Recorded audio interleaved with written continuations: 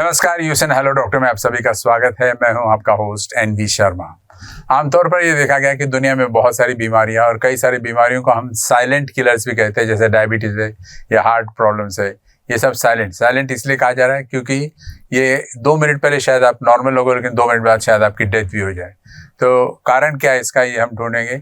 पहले सुना है कि ये सिर्फ बुजुर्गों में हुआ करता था, लेकिन आजकल मॉडर्न जनरेशन में 30-40 साल के युवाओं में भी ये सब देखने को मिल रहा है।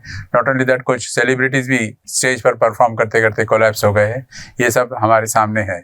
इसके अलावा ये जो बीमारियां हैं, इस बीमारी के पीछे क्या रीज़न है? हो सकता है मॉडर्न लाइफस्टाइल मॉडिफिकेशंस या जंक फूड या और भी कई कारण है। इसके बारे में हम जानेंगे। लेकिन ले दे के एक ही बात आती है कि अगर दुनिया में हर साल 1 करोड़ लोग मरते हैं सिर्फ हार्ट डिजीज़ को लेकर, तो ये चौंकाने वाली बात है। इसको लेकर आज हम चर्चा करेंगे। साथ साथ में मैं डॉक्टर से कुछ मिथ्स एंड फैक्ट्स के बारे में पूछूंगा। खासकर हम जब देखते हैं कि हार्ट की बात आती है तो 2 ही प्रॉब्लम्स मेन होते हैं, एक क्या होता है एंजियोप्लास्टी या बाईपास सर्जरी। लेकिन ऑल्टरनेटिव्स क्या है, ये कभी हमने सोचा है जो शायद हाईलाइट नहीं हुआ। आज इसको हाईलाइट करेंगे हम। सबसे पहले मैं आज के डॉक्टर का स्वागत करता हूँ, डॉक्टर सचिन, और इनसे मैं रिक्वेस्ट करूंगा कि मिथ्स एंड फैक्ट्स हमें बताएं। लेकिन उससे पहले सर कुछ बेसिक बातें पूछनी थी आपसे, जैसे heart attack, heart failure, cardiac arrest, ischaemic disease या एंजाइना, ये जो टर्म सुनते हैं हम अक्सर, तो ये होता क्या है? नमस्ते, मैं doctor Sachin Devhare, preventive cardiologist and managing director of Mugdha ECP heart care centre. आज मैं आपको ईसीपी ट्रीटमेंट के बारे में थोड़ा सा ब्रीफ देने आया हूं और कुछ मिथ्स और फैक्ट्स है जो काफ़ी प्रचलित है अपने नागपुर के मार्केट में। तो सबसे पहले जैसे शर्मा जी ने पूछा है कि what is exactly heart attack, ischaemia क्या होता है। ये एक बेसिक टर्म्स है जो हर लेमैन को नहीं समझ में आती, तो मैं एक अपने लेवल पे ट्राई करूंगा कि इनके साइकोलॉजिकली इंपैक्ट हो जाता है। Yes definitely. हम हर चीज़ को हार्ट अटैक कंसीडर करते हैं, बट हार्ट अटैक में भी अलग अलग प्रकार होते हैं। जैसे आपने पूछे व्हाट इज़ हार्ट अटैक, वो हार्ट फेलियर क्या होता है, इश्केमिया क्या होता है, कार्डियक अरेस्ट क्या होता है, तो मैं थोड़ा सा ब्रीफ देना चाहूँगा। हार्ट अटैक बोलेंगे तो हम जब भी हार्ट अटैक हमको आता है, हम जो लैंग्वेज में बात करते हैं कि इसको हार्ट अटैक है, उसको हार्ट अटैक है, तो एग्जैक्टली उस वक्त जब सडन, उसको हम एक्यूट एमआई बोलते हैं, जब अपने ब्लड वेसल्स होती है, जो मेजर 3 वेसल्स होती है अपने हार्ट में, उसमें से कोई भी एक वेसल में अगर एक्यूट वे यानी सडन कोई ब्लॉक आ गया और उसके कारण ब्लड सप्लाई जो सामने होना चाहिए हार्ट के वॉल में, वो नहीं हो पाया, यस, वो सडन अगर रुक गया तो उसको हम एक्यूट एमआई बोलते हैं, जिसको हम हार्ट अटैक बोल सकते हैं, है ना। दूसरा जो एशिया में बोलते हैं, जैसे हम ओल्ड एज में जो धीरे धीरे ग्रेजुअली जो ब्लॉकेज डेवलप होते हैं, जिसको हम प्लाक बोलते हैं, वो हम धीरे धीरे अपने बॉडी में जो भी हेवी मेटल्स होते हैं, कुछ हम खाने पीने में जो हमारे बॉडी में जाता है, कोलेस्ट्रॉल है, फैट्स है, एथेरोस्क्लेरोसिस, कैल्शियम है, तो ये सब मिला के जो एक प्लाक बनता है, और वो ग्रेजुअली बनता है उम्र के हिसाब से, जैसे एजिंग के हिसाब से धीरे धीरे। तो जब ये धीरे धीरे बढ़ता है, बट और जो हार्ट के टिश्यूज़ को जो ब्लड सप्लाई चाहिए, अगर वो प्रॉपर वे अगर नहीं मिल पाया, तो उस वक्त वो हार्ट का पंपिंग कम होना या उसका मूवमेंट कम होना, और या फिर एक्सर्शन पे उनको तकलीफ स्टार्ट होना, जिसमें हम एक्सर्शन बोलते हैं जिसको, तो इस टाइप के सिम्टम्स जब धीरे धीरे स्टार्ट होते हैं, उसको हम इश्केमिया बोल सकते हैं। और उस वक्त हम पेशेंट को टीएमटी एडवाइस करते हैं, तो मोस्ट ऑफ द टाइम एक स्टेज में जब उनका रिपोर्ट पॉजिटिव आने के चांसेस होते हैं, तो हम इसको इश्केमिया बोल सकते हैं। और आप जैसे एक टर्म यूज़ किया हार्ट फेलियर मीन्स जब अपना हार्ट का पंपिंग, नॉर्मली हार्ट का पंपिंग 60 to 65% होना चाहिए, जैसे LVEF बोलते हैं। जैसे एग्जांपल, हमारे एक बर्तन है, बर्तन में 100 ml अगर कुछ वॉल्यूम है, और वो बर्तन अगर हम उसको प्रेस करते हैं, उसमें से 60 ml ब्लड या वॉल्यूम बाहर पंप होना चाहिए। जैसे अपना हार्ट भी एक जस्ट लाइक बर्तन है, तो उसमें अगर 100 ml ब्लड है, अगर वो एक बीट में उसने अप्रोक्सीमेट 60-65 ml पूरे बॉडी में सर्कुलेट करना चाहिए। पर अनफॉर्चुनेटली कुछ इस्केमिक चेंजेस या कार्डियोमायोपैथी के कारण उनका पंपिंग कैपेसिटी कम हो गया, जो 30-35 तक भी आ गया, और जिसके कारण उसका बैक फ्लो लंग्स पे आता है और दम सांस लेने में तकलीफ होती है, उसको हम लोग हार्ट फेलियर बोल सकते हैं। तो इस टाइप का हम एक नॉर्मल एक ब्रीफिंग आपको बताएं। एंजाइना यानी जब अपने को इस्केमिक चेंजेस आते हैं, और एग्जांपल अगर नॉर्मल हम वो भी अलग अलग टाइप्स में डिवाइड की है NIMH के हिसाब से, बट एक जैसे एक लैंग्वेज में बात करूंगा मैं।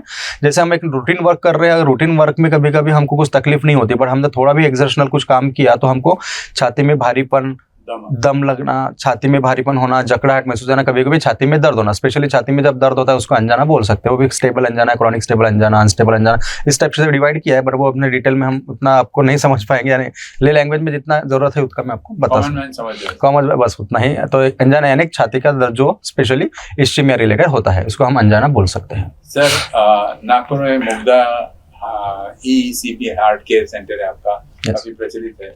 उसमें EECP जो नाम है वो एक मशीन का नाम नहीं, यस बिल्कुल। जो EECP जैसे आपने बोला ये मशीन का नाम है, एक्चुअली मशीन का नाम नहीं है, ये एक ट्रीटमेंट का नाम है। यस, प्रोसीजर का, ट्रीटमेंट का, थेरेपी का कैन से। तो EECP mean enhance external counter pulsation. हाँ डेफिनेटली, जैसे हम बाईपास करते हैं तो हमको एक OT लगता है, OT में हार्ट लंग मशीन लगता है XYZ, या OT का पूरा सेटअप लगता है, वैसा हमको EECP थेरेपी के लिए भी एक मशीन लगता है, तो उसको हम EECP मशीन या ECP मशीन बोल सकते हैं। तो EECP एग्जैक्टली होता क्या सर, जरा डिटेल्स बताइए। ओके, मैं आपको डिटेल बिल्कुल दूंगा। EECP means enhance external counter pulsation, जिसमें हम जैसे अपने प्राइमरी इंट्रोड्यूस किया कि कोई भी पेशेंट को अगर हम एंजियोग्राफी करते तो उनको एंजियोप्लास्टी या बाईपास ही बताया जाता है। बट ये थर्ड जो ट्रीटमेंट है EECP, actually it's not a third, it's a first line of treatment we can say. तो ये 1960 में सबसे पहले ट्रीटमेंट दिया गया है, जब हार्ट के ट्रीटमेंट को कुछ भी अवेलेबल नहीं था।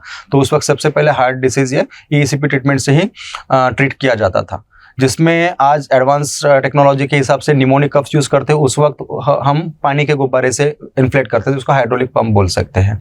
तो ये EECP में हम लोअर लिम्स में कुछ कव्स बांधते हैं, जिसके थ्रू एयर वहाँ पे इन्फ्लेट करके ECG के साथ सिंक्रोनाइज होके डायस्टोल फेज में वो रेट्रोग्रेड फ्लो टुवर्ड्स हार्ट देते हैं। एक्चुअली रेट्रोग्रेड फ्लो के वक्त इसलिए देते हैं क्योंकि हमारा जो कोरोनरी फीलिंग है वो ही डायस्टोल के वक्त होता है, और अगर ब्लॉकेजेस आते हैं या हार्ट का पंपिंग कम होता है तो हार्ट में उतनी ताकत नहीं हो पाती, या ब्लॉकेजेस कारण उनका जो blood supply, required blood supply होता है वो सप्लाई नहीं हो पाता। तो एक जस्ट एक सपोर्ट, एफिशिएंसी कम हो जाती है। यस, एफिशिएंसी कम हो जाती है। तो उस वक्त हम एक मशीन का सपोर्ट उनको देते हैं कि एक वो रेट्रोग्रेडली डायस्टोल फेज में जाए, और जस्ट लाइक इंजेक्शन का पिस्टन होता है हम लोग प्रेस कर रहे हैं, वैसा ही हम मशीन के द्वारा फ्लो टुवर्ड्स हार्ट प्रेस करते हैं। जो हम प्रेस आयोटिक वॉल्व बंद होने के कारण कोरोनरी आर्टरीज में प्रेशर से वो परफ्यूज होता है। तो अल्टीमेटली जो रिक्वायर्ड ब्लड फ्लो जो ऑब्स्ट्रक्ट हुआ है ब्लॉकेजेस के कारण, वो ये प्रेशर से हम लोग बढ़ाने की कोशिश करते हैं। आप प्रेशर से इसको टुवर्ड्स हार्ट पुश कर रहे हैं, पुश करते हैं। लेकिन ज्यादा क्वांटिटी में अगर जाए तो नहीं, एक्चुअली इसमें हम एक मशीन में पूरा सेटिंग होता है कि किस पेशेंट का क्या रिक्वायरमेंट है। ये हम जो ग्राफ्स वगैरह देखते हैं उसके हिसाब से हम उसको मैनेज करना पड़ता है। जैसे कोई पेशेंट जिसका एलवी पंपिंग कम है, उनको हो सकता है कम प्रेशर से ही उनका ग्राफ वगैरह प्रॉपर आना स्टार्ट हो जाता है। जैसे एग्जांपल, हम लोग कोई पेशेंट अगर आता है, उनको मशीन का प्रेशर देते हैं तो डायस्टोल पे अप्रोक्सीमेट 180 से हम लोग स्टार्ट करते हैं वो मशीन का प्रेशर, और हम उसमें प्लेथोजिमोग्राफ में उसका मॉनिटरिंग देते हैं। ये एक जैसे हम लोग कुछ तो भी गेसिंग के हिसाब से ट्रीटमेंट नहीं होते, प्रॉपर मॉनिटरिंग के हिसाब से किया जाता है। हम प्रॉपर ग्राफ देखते हैं, आपका ECG देखते हैं, आपका हार्ट रेट देखते हैं, उसका सिंक्रोनाइजेशन देखते हैं, सैचुरेशन कैसा है। प्लेथोजिमोग्राफ में वो जब इन्फ्लेट होता है बलून, उस वक्त तो आपका ग्राफ कैसा फॉर्म होता है, कितना प्रेशर से होता है, कौन से लेंथ में आता है, ये सब मॉनिटरिंग किया जाता है। उसके according yes, excess blood flow नहीं हो, कंट्रोल्ड ही रहता है। और अनफॉर्चुनेटली अगर आप जैसे बोल रहे कि एक्सेस ब्लड जैसे पेशेंट टू पेशेंट डिफर करेगा, अगर पंप भी हो गया तो ये डायस्टोल फेज होने के कारण डायरेक्ट हार्ट पे प्रेशर नहीं आता, क्योंकि जब सिस्टोल में यानी जब हार्ट बीट करता है सर्कुलेशन ऑल ओवर बॉडी जाने के लिए, उस वक्त ये मशीन काम नहीं करती। जब हार्ट रिलैक्स होता है, रिलैक्स फेज में ही मशीन काम करते हैं। तो अगर आप जैसे बोलेंगे अनफॉर्चुनेटली अगर प्रेशर बढ़ भी गया तो भी हार्ट पे उसका असर नहीं होता, और अल्टीमेटली उसका प्रेशर वो डिवाइड हो जाता है टुवर्ड्स कोरोनरी आर्टरीज। सर आपने कहा एक ऑल्टरनेटिव बोल सकते हैं इसको फॉर बाईपास एंड एंजियोप्लास्टी, तो लेकिन फिर रिसेंटली ये सब बातें सुनने को मिल रही EECP। देखिए, एक्चुअली EECP ये कोई अल्टरनेटिव ट्रीटमेंट नहीं है, ये प्योरली एलोपैथी ट्रीटमेंट है। जो सबने ही जो जिन्होंने MBBS किया है, जिन्होंने कार्डियोलॉजी किया है, जिनको भी मॉडर्न प्रैक्टिस करना है, उन्होंने जो बेसिक बुक पढ़ी है हैरिसन्स प्रिंसिपल ऑफ इंटरनल मेडिसिन, उसमें ही इसका जिक्र किया हुआ है।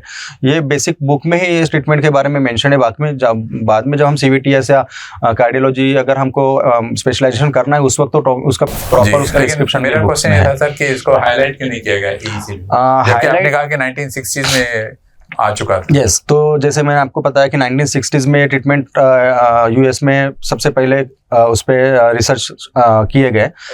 यस, तो उसके बाद में अप्रूवल मिला है यूएस एफडीए, उसके पहले रिसर्चेस चलते हैं। तो रिसर्च में उनको ध्यान में है कि ईसीपी ट्रीटमेंट से भी हार्ट का ट्रीटमेंट हो सकता है, जो हम कॉम्प्रेस डिवाइस से वो कोरोनरीज पे तरफ ब्लड फ्लो रेट्रोग्रेडली प्रेस करके वहाँ के जो छोटे वेसल्स है उस पर दबाव देके उनका जो फॉर्मेशन है वो कोलेटरल्स में डेवलप करा सकते हैं। जैसे मेन वेसल इनकेस अगर ब्लॉक भी है और हम इस प्रेशर से कोलेटरल्स डेवलप करा देते तो अल्टीमेटली जो सप्लाई हमारे मेन वेसल से ऑब्स्ट्रक्ट हो रहा है वो ऑटोमेटिकली कोलेटरल्स के थ्रू वहाँ पे आना स्टार्ट हो जाता है। तो अपना जो मेन मिथ है कि अपना जो कोरोनरी हार्ट डिसीज है एक हार्ट डिसीज, एक एक्चुअली हार्ट डिसीज नहीं है, या एक्चुअली एक ब्लड फ्लो रिलेटेड डिसीज है। तो अपना अगर ब्लड फ्लो अपना अल्टीमेटली बढ़ गया, आप प्लास्टिक से भी बढ़ा सकते हैं, बाईपास से भी बढ़ा सकते हैं और ईसीपी से बढ़ा सकते हैं। तो actual the motto is to increase the blood flow towards the ischaemic tissues.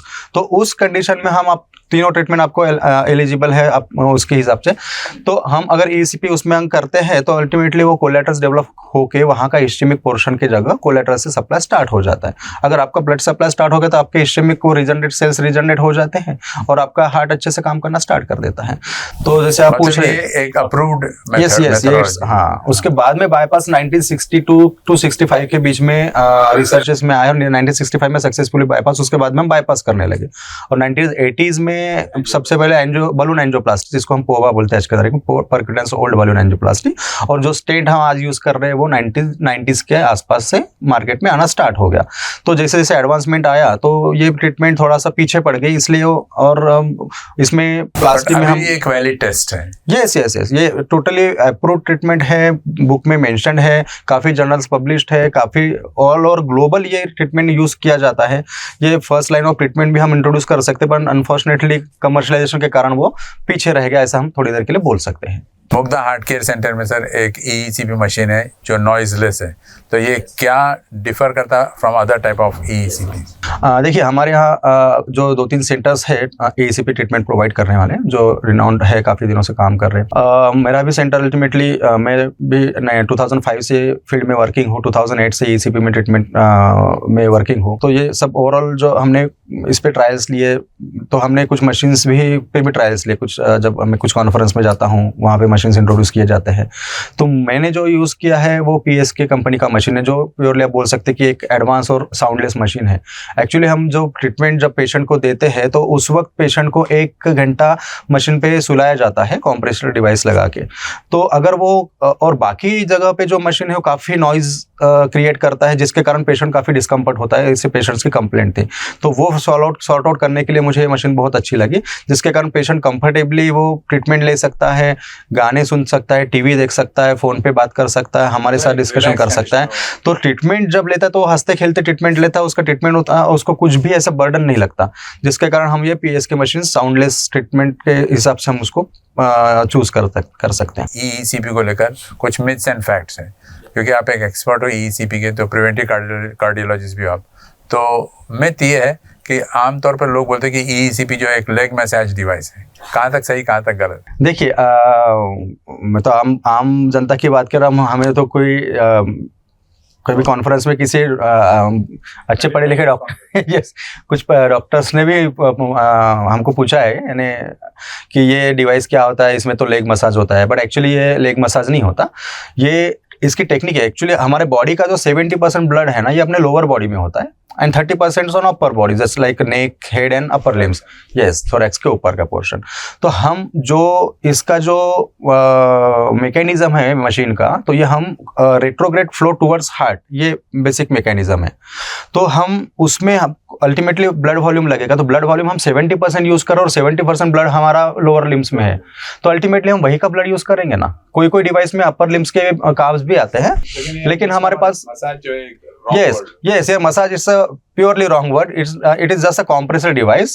We are using that cuffs on lower limbs, that calf muscles, thighs and abdomen. वो उसको retrograde towards heart push करते हैं। तो ultimately push करते तब उसको एक proper ECG के साथ सिंक्रोनाइज होकर वो प्रॉपर उस कॉम्प्रेस करता है।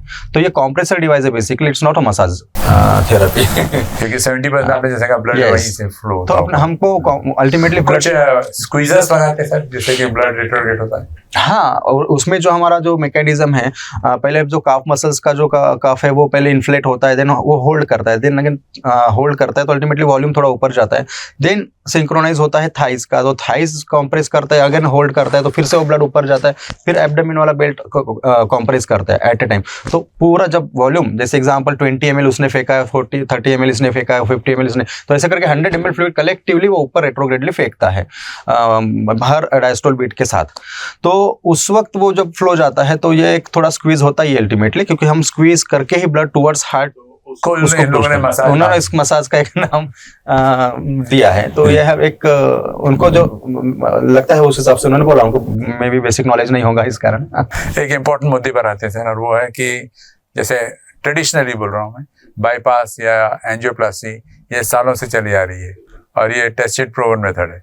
लोग कहते हैं कि ये जो ब्लॉकेजेस नहीं निकलते हैं, मतलब हार्ट का ट्रीटमेंट हो सकता है लेकिन क्योर परमानेंट नहीं हो सकता है, तो ईसीपी इसमें कैसे रोल प्ले करता है? देखिए, हम एंजियोप्लास्टी भी करते हैं, बाईपास करते हैं, या इवन ईसीपी करते हैं।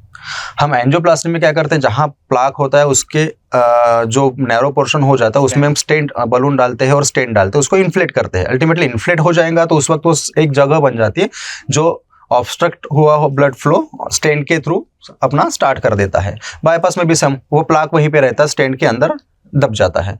बाईपास में भी सम जहाँ पे हमारा प्लाक होता है उसके नीचे वाले डिस्टल वेसल में एक एओर्टा में एक न्यू रूट बनाते हैं, वेन या आर्टरी जो भी हमको कंडीड यूज करना है, और उसका अलग वे, जैसे कहीं ब्रिज का काम चल रहा है तो हम अलग से रूट यूज करते हैं, वैसा ही एक टेक्निक है। हम पैर की या हाथ की आर्टरी या वेन निकाल के वो कंड्यूड हम डिस्टली उसको सप्लाई करते हैं, तो वो बाईपास हो गया। तो और वो भी प्लाक वहीं पे है, मेन जो प्लाक मेन वेसल का है वो वहीं पे रहता है, प्लास्टिक का भी प्लाक वहीं पे होता है, सिर्फ स्टेंट में वो दब जाता है, बस दब जाता है, और इसमें वहीं पे रहता है, इसमें अलग दूसरे मार्ग से अपना फ्लो स्टार्ट हो जाता है। ईसीपी में हम वैसे करते हैं, we can say it's a natural bypass. हम लोग क्या कर रहे हैं, कॉम्प्रेस कर रहे हैं रेट्रोग्रेडली, वो एओर्टिक वॉल बंद होता है कोरोनरी आर्टरीज में, यस, वो कोरोनरी आर्टरीज में हम प्रेशर से उसको इन्फ्लेट कर रहे हैं, और हर बॉडी के हर वेसल में ब्रांचेस होते हैं, वो ब्रांचेस पे अल्टीमेटली रोज रोज हम प्रेशर देते हैं प्रोटोकॉल के हिसाब से, और वो फिर छोटी वेसल धीरे धीरे प्रेशर से डायलेट हो जाती है और 360 एंगल से पूरी तरीके से डायलेट हो जाती है, इधर उधर से ब्रांचेस ओपन हो जाते हैं। तो जो मेन वेसल से सप्लाई बंद हो गया वो इधर उधर 360 एंगल से सप्लाई आना स्टार्ट हो जाता है।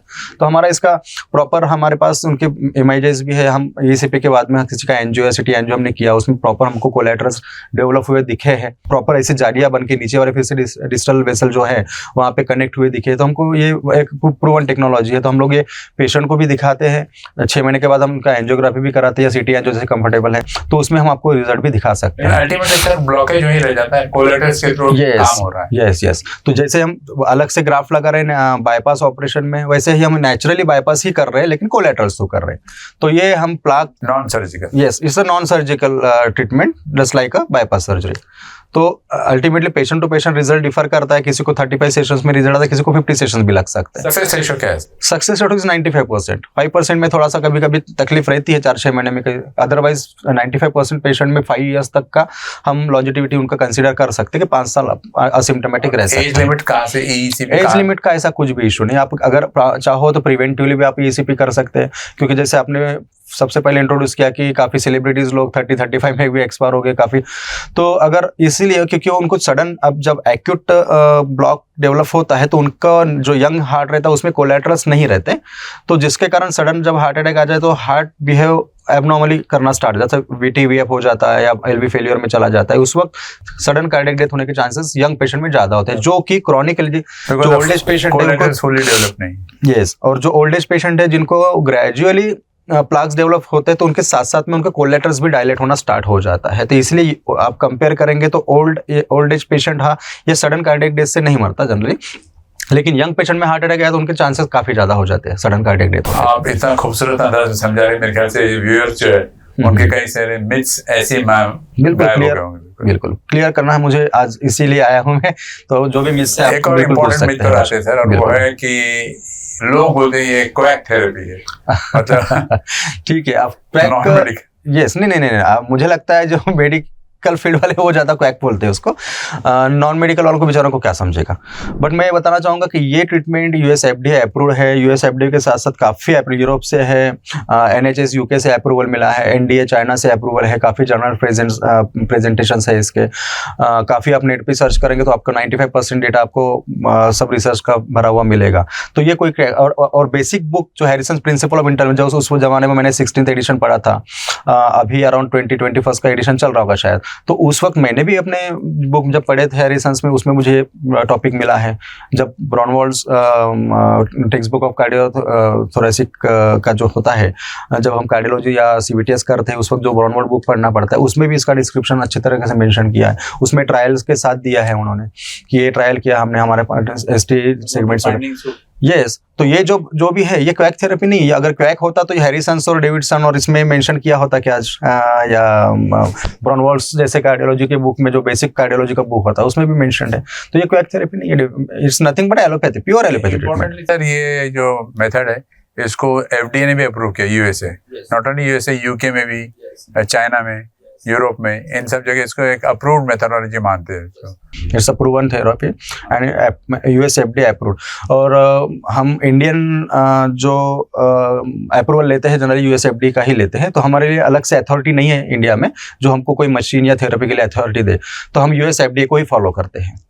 तो इस कारण US FDA अप्रूव्ड ट्रीटमेंट जो भी है उसको हम लोग आज भी सर ऐसे कई डॉक्टर्स हैं जिनको पूछो ECV तो शायद अवॉइड करना चाहते हैं, इस वजह से कहते हैं they don't know about ECV, जबकि आपने जैसे कहा हैरिसन्स प्रिंसिपल्स ऑफ मेडिसिन में ऐसा लिखा है, it is an approved methodology. तो मैं बोलूँगा कि अगर आपको कोई भी डॉक्टर अगर बोलते हैं कि आप मुझे ये ट्रीटमेंट के बारे में पता नहीं, तो वो गलत बोल रहे हैं। डेफिनेटली वो बेसिक बुक में ही मेंशन मालूम होगा। हाँ बिल्कुल, हर डॉक्टर जो इवन आयुर्वेद होम्योपैथ भी प्रैक्टिस जो मॉडर्न प्रैक्टिस करते हैं उन्होंने भी अगर ये बेसिक बुक पढ़ा तो उनको भी पता ही है। तो हमसे मॉडर्न का ही नहीं बोल रहे, हम पूरे जो भी डॉक्टर फैकल्टी है जिन्होंने बुक पढ़े हैं प्रॉपर वे, वो कभी भी इसको डिनाई नहीं कर पाएंगे। ये जो मैं पूछने जा रहा हूँ सर, ये ECP से संबंधित नहीं, लेकिन कहते हैं coronary heart disease is not an heart disease, कहाँ तक सही गलत? देखिए, कोरोनरी हार्ट डिसीज और हमको एक डराया जाता है कि अरे आपको हार्ट डिसीज हो गया, बस आज एंजियोग्राफी किया, कल तक अच्छे थे, आज एंजियो में ब्लॉकेज निकले, अभी इमरजेंसी आ गई, आपको 15 दिन में बाईपास करना है या 8 दिन में ऑन टेबल प्लास्टिक करना है। तो ये हम जब हार्ट डिसीज ये इतना पॉपुलर हो चुका है और अब इतना, अब जैसे आपने इंट्रोड्यूस किया कि 1 करोड़ लोग हर साल मरते हैं हार्ट डिसीज के कारण। तो हार्ट डिसीज बोला तो जैसे कैंसर, हार्ट, ऐसे बड़े बड़े जो टर्म्स हम यूज ना कान पे आते तो हम खुद ही डर जाते हैं, है ना। एक लेमैन करके तो हम लोग डॉक्टर ले जाते, अब तो लेमैन को कंसीडर करेंगे उसको, उनके क्या कंडीशन होगी, है ना। तो इस कंडीशन में कैसा होता है कि कोरोनरी हार्ट डिसीज को भी हम हार्ट डिसीज बोल देते हैं और आपको हार्ट का तकलीफ हो गया। एक्चुअली हार्ट डिसीज में काफी टाइप के हो, कंजेनिटल बचपन में हो तो उसको कंजेनिटल डिसीज बोलते हैं, कुछ वॉल्वुलर डिसीज होता है उसको अपना एओर्टिक वॉल या माइट्रल वॉल जो खराब होते हैं उसको वॉल्वुलर डिसीज बोलते हैं। उसके बाद में कोरोनरी आर्टरी में ब्लॉकेज आने के कारण उसको हम कोरोनरी हार्ट डिसीज बोलते हैं, CAD भी बोलते हैं, coronary artery disease. Actually coronary heart, specially जो टर्म हम यूज कर रहे हैं कोरोनरी हार्ट डिसीज, ये बाकी हार्ट डिसीज के लिए ठीक है, बट कोरोनरी आर्टरी डिसीज के लिए हम लोग उसको हार्ट डिसीज नहीं बोलेंगे, हम ये कोरोनरी या ब्लड फ्लो रिलेटेड डिसीज बोल सकते हैं। अल्टीमेटली कोरोनरी आर्टरी में ब्लड फ्लो ऑब्स्ट्रक्ट हो रहा है और हम कोई भी थेरेपी से, आप ECP कराओ, प्लास्टिक कराओ या बाईपास कराओ, अल्टीमेटली हम सामने वाला जो इस्केमिक पोर्शन है वहां पे ब्लड सप्लाई जो ऑब्स्ट्रक्ट हुआ है उसको हम ओपन कर रहे हैं या उसको बढ़ा रहे हैं। तो ultimately we have to treat that heart with increasing blood flow to that ischaemic area, है ना। तो हम प्लास्टिक, बाईपास या ECP कोई भी ट्रीट से कर सकते हैं। तो ये coronary artery disease is nothing but the blood flow related disease, it's not a basic heart disease. So हम उसको कंसिडर कर सकते हैं। एक और इम्पोर्टेंट पॉइंट पे आता है, वो है कि जैसे एंजियोग्राफी कराएं, एंजियोग्राफी कराने के बाद नॉर्मल निकला तो क्या हम कह सकते हैं कि ये पेशेंट नॉन कार्डियक पेशेंट है? देखिए, अभी मैं 2005 से कार्डियक फील्ड में वर्किंग हूँ और लाखों पेशेंट मैंने देखा है और काफ़ी रिनाउंड हॉस्पिटल में काम भी किया है। तो उस हिसाब से मैं आपको ये बताना चाहूँगा कि बहुत से पेशेंट्स सिम्टम्स लेके आते हैं, टिपिकल सिम्टम हम जो प्राइमरी लेवल पे हम उनको देखते हैं कि हाँ मुझे छाती में दर्द हो रहा है, चलने में सांस फूल रही है, pain refer to left arm, या तो एक जो कॉमन जो कार्डियक रिलेटेड सिम्टम्स होते हैं वो पूरी तरीके से मैच हो जाते हैं। But most of the time हम जब एंजियो करते हैं तो 95% तो हमको कहीं ना कहीं ब्लॉकेजेस डेवलप हुए दिख ही जाते हैं। बट 5% पेशेंट ऐसे कि जो सिम्टम्स होते हैं, मैं ये नहीं बोल रहा हूँ कि 5 में से 500%, लेकिन उसमें से 4% पेशेंट्स बोल सकते हैं कि जिनको माइक्रोवैस्कुलर डिसीज भी रह सकता है जिसके कारण उनको ये टिपिकल सिम्टम्स दिखते हैं। 1-8% साइकोलॉजिकल रह सकता है, बट 4% जो बोलेंगे जिनको एंजियो नॉर्मल होने के बावजूद भी अगर उनको कंप्लेंट्स है तो मोस्ट ऑफ द हम एक्टेजिया एक आता है टर्मिनोलॉजी, जो कोरोनरी आर्टरी के ऊपर ऐसा मस्कुलर ब्रिज बन जाता है जिसके कारण भी वो दबाव आता है और ब्लड फ्लो रुक जाता है। तो इसमें भी ये भी एक ultimately heart coronary flow obstruct हो रहा है तो भी फ्लो डिसीज ही है, तो हम उसको भी हम नॉर्मल कंसीडर नहीं कर सकते। या जैसे मैंने आपको बताया कि एक मेन ब्रांच है वेसल है और उसके बाकी ब्रांचेस है, जैसे हम लेफ्ट में से 2 वेसल्स निकलते हैं, एलएडी एंड सर्कम्प्लेक्स, एलएडी से फिर अपने ब्रांचेस निकलते हैं डायगोनल, इधर सर्कम्प्लेक्स से ओएम्स निकलता है ऑब्टूस मार्जिनल, इधर राइट से पीडी एंड पीएलबी ब्रांचेस निकलते हैं, एक्यूट मार्जिनल निकलते हैं। तो ये अल्टीमेटली ये मेजर ब्रांचेस जो अपने को एंजियोग्राफी या सिटी एंजियो में दिखती है। बट हमारा जो ब्लड फ्लो है वो लास्ट वाले टिश्यूज तक पहुंचने के लिए सिर्फ ये 4 या ये 2 जो मैंने नाम लिया है आपको 3 मेजर वेसल्स के जो ब्रांचेस, तो वो तो सप्लाई नहीं करेंगे ना, उनकी भी कुछ छोटी ब्रांचेस होंगी, उनके और कुछ छोटी ब्रांचेस और कुछ छोटी ब्रांचेस, ऐसे करके माइक्रो लेवल पे कैपिलरी लेवल तक उनका ब्लड फ्लो रहता है। तो अगर ये जो ब्लड फ्लो ऑब्स्ट्रक्ट हो रहा है तो वो ऐसा जरूरी नहीं कि वो मेजर वेसल में ऑब्स्ट्रक्ट हो, डेफिनेटली वो उसके डायगोनल में भी रहे, डायगोनल की और कोई ब्रांच है, एनी ब्रांच ऑफ द, हाँ, up to the last capillary obstruction can be anywhere. तो हमको जो भी हम अगर इसको रिमूव करना है या जो लास्ट वाले टिश्यूज जहाँ सप्लाई नहीं हो रहा है तो अल्टीमेटली वहाँ पे ब्लड सप्लाई नहीं हो रहा है, इसीलिए वो तकलीफ दे रहा है ना हमको, इसलिए हमको अनजाना या लाइक सिम्टम्स दिख रहे हैं या कार्डियक रिलेटेड, तो हम उसको हम हार्ट डिसीज नहीं है ऐसे सरसकट हम उसको लेबल नहीं करा सकते कि हाँ आपका एंजियो नॉर्मल है इसलिए आप नॉर्मल हो गया, ऐसा नहीं। उनको माइक्रोवेस्कुलर डिसीज बोल सकते हैं मोस्ट ऑफ द टाइम। एक खास बार साइकोलॉजिकल रह सकता है, मैं ये नहीं बोल रहा, 1-2% रह सकते हैं पेशेंट जो उनको attention gaining on an average बहुत से स्पेशली 50+ के पेशेंट है, और हम वैसे आज के एज कंसीडर करते तो 30-35 के बाद में ब्लॉकेज आना स्टार्ट हो गया। तो अगर 50 में अगर कोई पेशेंट बोलता है हम उसको साइकोलॉजिकल कैसे कंसीडर करें, even that his angio shows normal coronary arteries, क्योंकि एंजियोग्राफी का लिमिटेशन या सिटी एंजियो का लिमिटेशन सिर्फ उनके मेजर वेसल्स और उनके कुछ मेजर ब्रांचेस वही दिखता है, उसके बाकी ब्रांचेस नहीं दिख पाते। तो इसलिए हम ये जो हमको नहीं दिखता है इसका मतलब हम उसको डिनाई करें तो सब वेसल्स तो वो गलत हो जाएंगे, इसलिए हम ऐसा सरसकट लेबल नहीं कर पाएंगे आप नॉन कार्डियक है करके।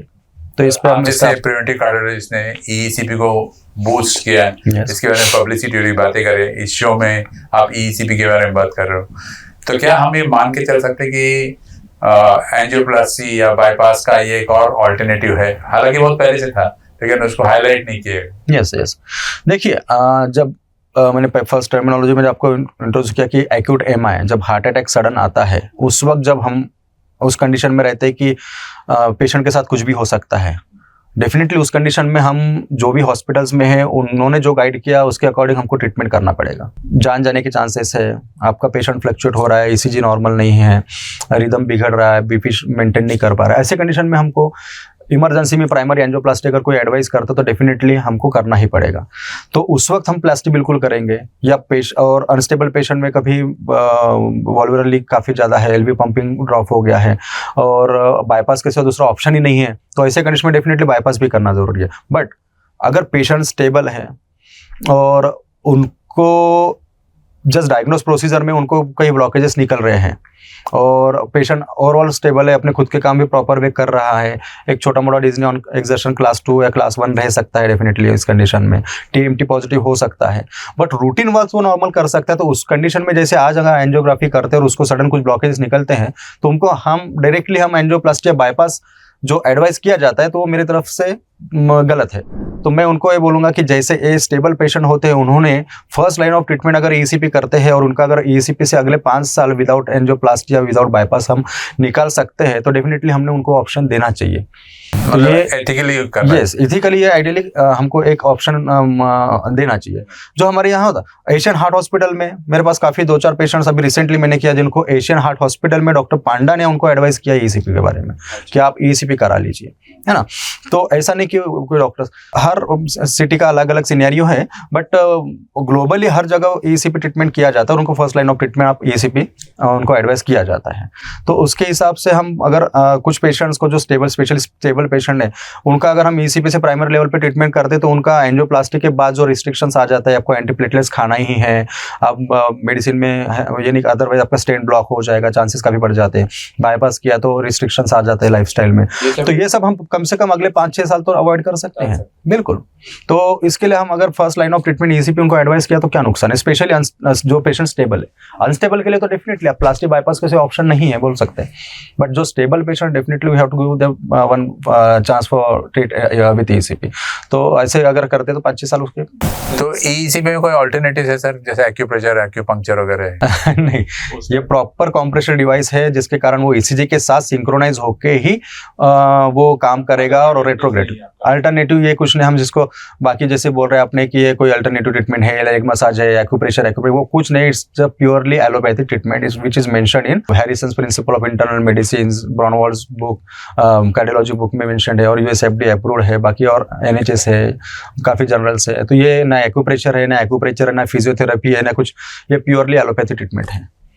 तो हम बस इसमें हम लोग मेडिकल टर्मिनोलॉजी में सर एक नाम है एलवी डिसफंक्शन, ओके, और हार्ट पंपिंग, उससे ये how is this treatment better to improve? देखिए, अब रिसेंटली हमने 2-3 पेशेंट्स किए हैं। अनफॉर्चुनेटली एक पेशेंट का हम नहीं कर पाए क्योंकि उनका एलवी काफ़ी हद तक कम था, 10%, and he is a ideal candidate for heart transplant.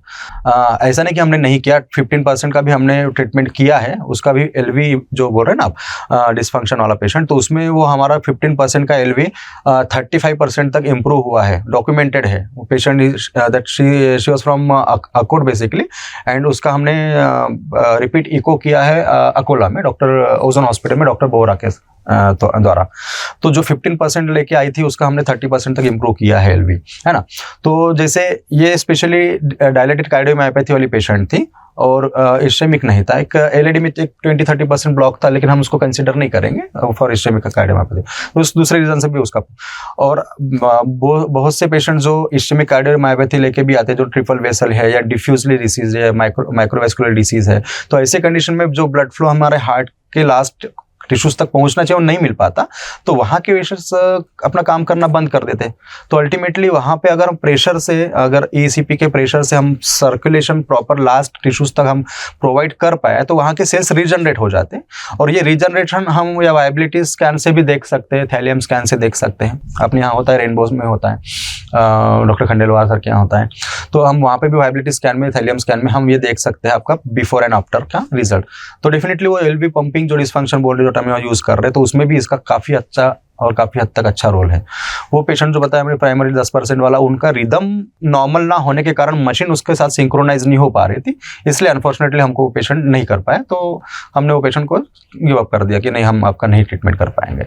But बाकी हमने 15-20% वाले काफी पेशेंट किया है, तो उसमें काफी अच्छा इंप्रूवमेंट है, डेफिनेटली इंप्रूवमेंट है। मेरे डॉक्यूमेंटेड है सब, मेरे पास उनके डॉक्यूमेंट्स अवेलेबल है, पेशेंट्स भी है, रेगुलरली कॉल में है, हमारे साथ अटैचमेंट में रहते हैं, कैंप में आते हैं। सर, मायोकार्डियल इन्फेक्शन की बात कर रहे थे हम कुछ देर पहले, तो उसको ट्रीट करने के लिए क्या हम बाईपास और एंजियोप्लास्टी को भी बाईपास करते हुए हम सीधा ईसी पे आ सकते हैं? डेफिनेटली। अगर आप देखिए, आपको सडन हार्ट अटैक आ गया, जिसको हम एक्यूट एमआई बोल रहे हैं, जो आप मायोकार्डियल इन्फार्क्शन बोल रहे हैं, तो जब भी हार्ट अटैक आता है वो एक फेज होता है एक्यूट, है ना। अगर वो एक्यूट फेज से, मैंने क्या बोला, जब पेशेंट अनस्टेबल है, आपका रिदम मेंटेन नहीं हो रहा है, बीपी मेंटेन नहीं हो रहा है, ऐसे कंडीशन में अगर पेशेंट की गोल्डन पीरियड में और पेशेंट की जान बचाना जरूरी है, उस वक्त हम ऑप्शन नहीं ढूंढेंगे ना, हमको ईसीपी करना है, बाईपास करना है, प्लास्टिक। डेफिनेटली जो लाइफ सेविंग प्रोसीजर है उसको हमको एक्सेप्ट करना पड़ेगा। बट आपका एक्यूट एमआई आ गया, आप स्टेबल हो गए, उसके बाद में आपका एंजियोग्राफी करते हैं या उसके पहले भी, और आपके इसमें ब्लॉकेजेस निकलते हैं, 1 रह सकता है, 2 रह सकते हैं, 3 भी रह सकते हैं, मोर देन 3 भी रह सकते हैं। कुछ एविडेंसेस है सर आप? बिल्कुल है ना, मेरे पास लेफ्टमेंट डिसीज वाले हैं, ट्रिपल वेसल डिफ्यूज डिसीज वाले हैं, जो अभी भी अच्छे खासे अपने काम कर रहे हैं, ड्यूटी पे जा रहे हैं, प्रॉपर वे अपना रूटीन वर्क कर रहे हैं। यस, काफी है मेरे पास पेशेंट जिनको हमने एक्यूट एमआई के बाद में ट्रीटमेंट करने के बाद, यानी उनको जैसे 1-2 पेशेंट्स हमारे पास जैसे कोई हॉस्पिटल में एडमिट हुए थे, उनको एडवाइस किया, इधर उधर से ऑप्शन निकाले, किसी ने मेरा नंबर दिया, वहाँ हमारे यहाँ पहुँच गए, तो हमने वहाँ से डिस्चार्ज करके डायरेक्ट अपने यहाँ ट्रीटमेंट भी स्टार्ट कर दिया। जनरली हम लोग एक्यूट एमआई में बाईपास अगर एडवाइस करते हैं, या अगर वॉल का थिनिंग आ गया तो प्लास्टिक भी थोड़ा सा डिफिकल्ट हो जाता, तो ऐसे कंडीशन में हमको बाईपास के लिए भी कम से कम 15-20 डेज का वेटिंग पीरियड होता है। जो इस पेशेंट, अगर ईसीपी आप करना है तो आप उसके बाद में तुरंत भी करा सकते हैं, वो भी एक प्लस पॉइंट है, यानी आप सेकंड डे से भी आप बिल्कुल ट्रीटमेंट ईसीपी के द्वारा करा सकते हैं। कुछ देर पहले आप जिक्र कर रहे थे माइक्रोवेस्कुलर डिजीज, तो ECP what role does it play in MVD? ओके, माइक्रोवेस्कुलर डिसीज में हम प्रेशर से जो ECP द्वारा प्रेशर से हम लोग सर्कुलेशन प्रोवाइड करने की कोशिश करते हैं। कोलेटरल्स तो हम मोस्टली मेजर वेसल जब रहती है ना उस वक्त उसमें काफ़ी अच्छा रोल है, बट हम जब माइक्रोवेस्कुलर डिसीज के जब जाते हैं तो हम उनको आर्टरियल क्लियरेंस थेरेपी से भी साथ साथ में ट्रीटमेंट देते हैं, जो ACT बोलते हैं, आर्टरियल क्लियरेंस थेरेपी, जिसको हम टॉक्सिकोलॉजी में ये भी मेंशन है, जो स्पेशली हेवी मेटल्स जो ऑब्स्ट्रक्शन करते हैं तो उसको हम लोग डिसॉल्व करने की कोशिश करते हैं। तो माइक्रोवेस्कुलर में जो छोटे ब्रांचेस हो, हमारे बॉडी में जो भी हेवी मेटल्स होते हैं सर्कुलेट, जब हमारे खाने पीने इनहेल करने में, वैक्सीनेशंस में काफ़ी मेटल्स हमारे बॉडी में गए हैं, जो रिनल थ्रू एक्सक्रीट होना चाहिए आइडियल, पर वो नहीं हो पाते, तो वो अपने बॉडी में घूमते रहते। हमारा पहला जो BCG वैक्सीन दिया होगा शायद उसमें अगर कुछ मर्क्यूरी अपने बॉडी में गया तो वो भी अभी तक अपने बॉडी में घूम रहा है, यानी ये एक्सक्रेशन का प्रोसीजर है। तो ये उनका ग्लोमेरुलर साइज से ये मॉलिक्यूलर साइज बड़ा होने के कारण वो नहीं हो पाता किडनी के थ्रू फिल्टर, तो वो घूमते रहता है, और जो जाता है घूमते घूमते तो वो अल्टीमेटली माइक्रो वेसल में जाके कहीं तो भी ऑब्स्ट्रक्ट कर देता है। तो इनको रिमूव करने के लिए हम arterial clearance therapy generally use करते हैं। तो इसको ECP के साथ साथ हम इंजेक्टेबल मेडिसिन देते हैं जो आर्टरियल क्लियरेंस थेरेपी के लिए यूज करते हैं, और साथ साथ में ECP देते हैं। तो ये डिसॉल्व भी कर लेता है और प्रेशर से उसको रिमूव करने की कोशिश भी करता है। तो ये इसका रोल होता है माइक्रोवेस्कुलर डिसीज में। तो इस हिसाब से काफी पेशेंट्स को इम्प्रूवमेंट होता है। सर, ये देखा गया आमतौर पर, खासकर कार्डियोलॉजिस्ट की बात कर रहा हूँ, तो अगर उनके पास बाईपास या एंजियोप्लास्टी का भी ऑप्शन जब खत्म हो जाता है तो लोग अपनी हाथ खड़ी कर देते कि सॉरी, लेकिन ECP को क्यों नहीं वो पुश करते आगे? देखिए, अवेयरनेस अभी तक मुझे लगता है नागपुर में आना है। जैसे मैंने आपको एग्जांपल दिया डॉक्टर पांडा का, रिसेंटली नाम एक रिनाउंड है, अपने यहाँ के डीन रह चुके हैं, उनके हस्बैंड है, वो हमारे पास सेम सिनेरियो जैसे आप बोले ना, वो हमारे पास आए हैं, ट्रीटमेंट चल रहा है उनका। तो उनको भी वैसे, जैसे उनका बाईपास हो चुका है, एक बाईपास होने के बाद 3-4 साल में उनके फिर से सिम्टम स्टार्ट हो गए, अगेन उन्होंने रीचेक एंजियो किया, उसमें ग्राफ्ट्स बंद हो गए, उन्होंने स्टेंटिंग किया, 2 साल के बाद फिर से स्टेंट ब्लॉक किया, अगेन रीस्टेंटिंग किया, ऐसे करते करते उनका 4 बार एंजियोप्लास्टी हो चुका है, 1 बार बाईपास हो चुका है। उसके पहले भी हमारे पास 2 बार बाईपास 2 बार प्लास्टी वाला भी पेशेंट आ चुका है। वो खुद ही परेशान हो गए। यस, तो फाइनली वो हाथ खड़े कर देते कि नहीं, आप now just you have to treat with medicine only, you will just take medicine and stable रहो, घर में आराम करो, बस इतना एक या फिर आप वेट करो। तो ये डेथ सेंटेंस देना कुछ एथिकल नहीं है। तो अगर आप जो भी है मार्केट में जो भी अदर ट्रीटमेंट्स अवेलेबल है, ECP तो है ये डेफिनेटली, आर्टरियल क्लियरेंस थेरेपी है, ओजोन थेरेपीज है, कुछ आयुर्वेद होम्योपैथ वाले भी ट्रीटमेंट करने वाले हैं, उनके बारे में मुझे उतना नॉलेज नहीं है, बट है। तो हमने एज अ डॉक्टर एथिकली किसी को भी डेथ सेंटेंस देना अच्छी बात नहीं है, उससे अच्छा हमको ऑप्शन देना चाहिए, जैसे डॉक्टर पांडा करते हैं कि नहीं अभी बाईपास ने हेवी रिस्की प्रोसीजर अल्टरनेटिव, आपको अगर लगता है तो आप कीजिए, बट वो एक ऑप्शन दे देते हैं आपको, आप better way you go with ECP therapy and definitely will get result in ECP। तो that person is that much confident कि ECP, और उनका हॉस्पिटल में भी ECP मशीन्स लगे। इवन वो जैसे आपने जैसे पूछा एंजियोप्लास्टी बाईपास, प्लास्टी बाईपास के बाद में जो ट्रीटमेंट करते हैं ECP, इसके अलावा जो LV फंक्शन डिसफंक्शन वाले पेशेंट्स होते हैं जो उनके पास बाईपास के लिए आते हैं और LV पंपिंग कम होते हैं या काफ़ी डिफ्यूजली डिसीज वेसल्स होते हैं। अब मैं बाईपास भी असिस्ट करता हूँ तो इसलिए मुझे हार्ट में काफ़ी अच्छे तरीके से जानता हूँ मैं। हमको भी LV डिसफंक्शंस रहा तो इंट्रायोटिक बलून पंप की जरूरत पड़ती है, कभी कभी वेसल्स ब्लॉक, डिफ्यूज वेसल में ब्लॉक होने के चांसेस बढ़ जाते हैं। तो ऐसे कंडीशन में लाइफ सेविंग मशीन यूज करते हैं, इंट्रायोटिक बलून पंप। उसका मैकेनिज्म और ECP मशीन का मैकेनिज्म सेम होता है। तो हम जो लाइफ सेविंग, अगर अल्टीमेटली एक्सपेंसिव प्रोसीजर है, हम अगर एक XYZ पैकेज में उसका बाईपास कर रहे हैं और उनको, और उसमें प्लस 50,000 या 80,000 तक का एक्सपेंसेस उसमें अगर IVP का मशीन का बढ़ जाता है और रिस्क भी बढ़ जाती है, मॉर्बिडिटी मॉर्टेलिटी दोनों की रिस्क बढ़ जाती है। तो ऐसे कंडीशन में डॉक्टर पांडा क्या करते हैं कि उनको प्री ऑप ही ECP एडवाइस कर देते हैं। तो आप बाईपास करने के पहले ही आप ECP करा लीजिए कि जिसके कारण आपका जो इस्टेमिक पोर्शन है जहाँ पे ब्लड सप्लाई ऑब्स्ट्रक्ट हुआ है वो आपका फुलफिल हो, आपका LV पंपिंग इंप्रूव हो जाए, आपका कोलेटरल्स प्रॉपर वे डेवलप हो जाए। और उसके बाद में अगर हम बाईपास करते हैं तो उनको अगर अनफॉर्चुनेटली कुछ गड़बड़ भी हो गई तो that collaterals can manage that scenario. है ना। तो अगर उसमें वहाँ पे ब्लॉकेज गड़बड़ भी हो तो कोलेटर्स मैनेज कर लेंगे। एलवी पंपिंग अगर वो 25% वाला पेशेंट है और उसका अगर 35, 40, 45 तक एलवी पंपिंग आ गया तो उसमें आईवीपी लगने के चांसेस काफी कम हो जाते हैं। तो आपका मॉर्टिलिटी, मॉर्बिडिटी और एक्सपेंसेस तीनों रिस्क कवर हो जाती है। तो ये भी हम ये अवेयरनेस नागपुर में नहीं है सर, लेकिन डॉक्टर पांडा करते हैं। आपके माध्यम से करना चाहिए सर। मैं तो चाहूंगा। मतलब इन शॉर्ट डॉक्टर पांडे का मेथड ये है कि अगर मच्छर को हाथ से मार सकते हो हाँ, तो फिर रॉकेट बॉम्ब क्यों यूज करें। डेफिनेटली, तो उस हिसाब से वो एडवाइस किया जाता है उनको। इसको ग्लोबल अप्रूवल है? बिल्कुल है, ग्लोबली अप्रूव्ड ट्रीटमेंट है। ऑल ओवर ग्लोबल इसकी ट्रीटमेंट्स अभी भी चल रही है और यूएस FDA है, यही एक ग्लोबल अप्रूवल बोल सकते हैं जो हम इंडियंस फॉलो करते हैं। इसके साथ में यूरोप, NHS UK इनका फॉलोज, NDA चाइना, जो अथॉरिटीज़ है जो स्पेशली थेरेपी और ट्रीटमेंट मशीन को अथॉरिटी देते हैं, अप्रूवल देते हैं, ये अथॉरिटीज़ है। अपने ऐसा कुछ नहीं है, इस कारण हम लोग उसको फॉलो करते हैं। तो ये globally advisable and globally proven technology, काफ़ी रिसर्चेस अवेलेबल है इसमें। Ultimately result should speak. Yes, तो आपके पास एविडेंसेस है सर? डेफिनेटली के कारण क्या इंप्रूवमेंट हुआ है? बिल्कुल है, मेरे पास आप आएंगे तो आपको ECG के चेंजेस आपको दिख पाएंगे, आपका TMT के चेंजेस आपको दिख पाएंगे, आपके इको में चेंजेस दिख पाएंगे। उसके बाद में हम 3D वैस्कुलोग्राफी टेस्ट करते हैं। 3D वैस्कुलोग्राफी के बारे में लास्ट टाइम मैंने थोड़ा बताया था ब्रीफिंग, एक बताना चाहूँगा। 3D vasculography just like a thallium scan, वो काफ़ी एक्सपेंसिव होती है। वहाँ पे भी एक अल्ट्रासाउंड क्रॉस होके अकॉर्डिंग टू ब्लड फ्लो वो कलर कोड देता है, वैसा 3D वैस्कुलोग्राफी में भी होता है। तो जिस टाइप का जितने परसेंटेज में ब्लड फ्लो वहाँ पे रहेगा उसी हिसाब से कलर कोड बनता है। जैसे अगर आपका 50% है तो 50%, अगर 100% अगर इंप्रूव हो गया, ultimately we have to increase blood flow to that ischaemic area, है ना।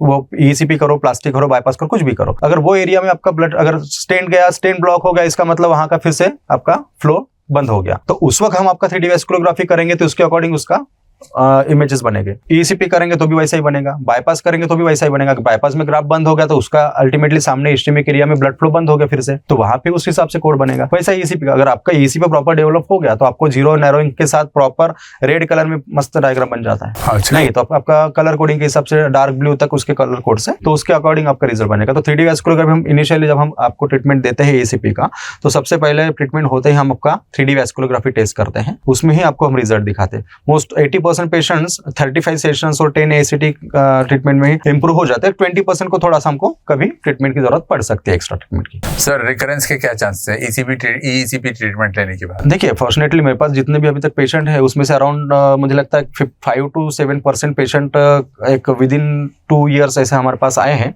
बाकी रिकरेंस के साथ।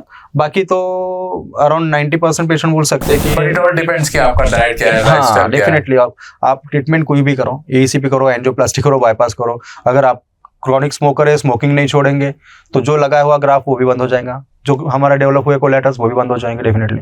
आप खाने पीने पे कंट्रोल नहीं, आड़ा टेढ़ा खाना खा रहे हैं, आपका फैट डिपोजिशन और बढ़ गया तो डेफिनेटली ब्लॉक होने के चांसेस बढ़ जाएंगे, है ना। तो आप ट्रीटमेंट कुछ भी करो, but you have to maintain your lifestyle, you have to maintain your diet, then only you'll get result that the proper treatment. Terms and conditions. Yes. In every treatment terms and condition are applicable, है ना। Otherwise stent आपका दूसरे दिन में भी बंद हो सकता है।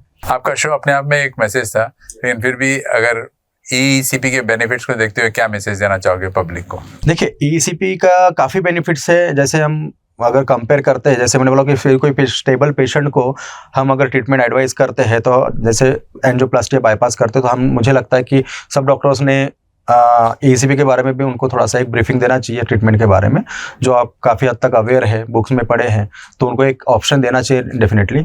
और उसके बाद में पेशेंट क्या चूज करना चाहेंगे तो वो उन पे डिपेंड है, हम उसको कोई भी ट्रीटमेंट ना, मेरे पास भी कोई पेशेंट होना जरूरी। बिल्कुल, ये सबसे पहले मैं आपको एडवाइस करूंगा मेरे ये शो के through as a preventive cardiologist कि उनको एक ऑप्शन देना चाहिए।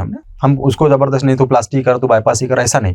तो ECP भी कर, अगर स्टेबल पेशेंट डेफिनेटली, अगर अनस्टेबल में तो मैं कुछ नहीं बोल सकता, सबसे पहले ये। उसके बाद में अगर ट्रीटमेंट करते हैं, एक इसमें बेनिफिट्स ये है कि आपका एक्सपेंसेस काफ़ी हद तक कम, अराउंड अगर प्राइवेटली हम बाईपास या प्लास्टिक करते हैं, उससे प्लास्टिक से कम 70% के एक्सपेंसेस में हमारा ये ट्रीटमेंट हो जाता है। बाईपास के तो अराउंड 50% के एक्सपेंसेस में अपना ट्रीटमेंट हो जाता है।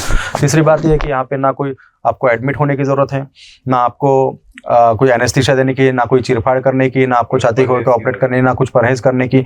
एक हाथ 2 बार कहीं बाहर गए, इंटीरियर गए, मेडिसिन भूल गए, तो भी आपका स्टेंट ब्लॉक होने की जो चांसेस है वहाँ पे नहीं है, क्योंकि यहाँ पे कोलेटरल्स नेचुरली डेवलप हुए हैं। तो वो भी एक उसमें प्रिवेंशन के हिसाब से वो भी एक अच्छा है कि हमने 2 दिन मेडिसिन गलती से छूट गया, मैं बोलूँगा नहीं बंद करो, पर अनफॉर्चुनेटली कभी तो स्टेंट ब्लॉक होने के जो चांसेस बढ़ जाते हैं वो यहाँ पे नहीं होते, वो भी एक प्लस पॉइंट है। उसके बाद में अगर ये बेनिफिट्स है, अब एक्सपेंसेस है, जो एक इमोशनल अटैचमेंट रहता है फैमिली मेम्बर्स का, अरे बाईपास के जा रहा है, प्लास्टिक जा रहा है, तो एक साइकोलॉजिकली इम्पैक्ट होता है कि हमारा इतना बड़ा ऑपरेशन हो रहा है। अल्टीमेटली वो इन्वेजिव प्रोसीजर, तो डेथ चांसेस काफ़ी हद तक रहते हैं, 5 to 10%। हम वैसे भी ऑन पेपर उनको बताते हैं कि आपका पेशेंट मरने के चांसेस है, आपको साइन करना पड़ेगा। तो यहाँ पे ऐसा थेरेपी से कोई पेशेंट मरता नहीं है, मरना जीना अपने हाथ में तो है नहीं डेफिनेटली, बट थेरेपी से कोई पेशेंट नहीं मरता, ये एक प्लस पॉइंट है इसमें। तो जो रिस्क है डेथ वाली वो 0% है। आपको चीरफाड़ नहीं, आपके रेगुलर अगर रूटीन वर्क कर रहे हैं, जैसे अगर एग्जांपल आप अपना रूटीन कर रहे हो, आपको ईसीबी करना है, तो आपका रूटीन वर्क करिए, 1 घंटा निकालिए, ट्रीटमेंट कीजिए, अपने फिर से चेयर पे आके बैठ जाइए, तो आपका रूटीन वर्क कोई भी डिस्टर्ब नहीं होता, अल्टीमेटली फाइनेंशियल लॉस नहीं होता, है ना। तो ये सब जो है, तो ये ईसीपी की एक सब बेनिफिट्स है जो हम उसको एक ऑप्शन बिल्कुल रख सकते हैं ट्रीटमेंट के बारे में। Thank you so much sir, it was a pleasure talking to you. Thank you.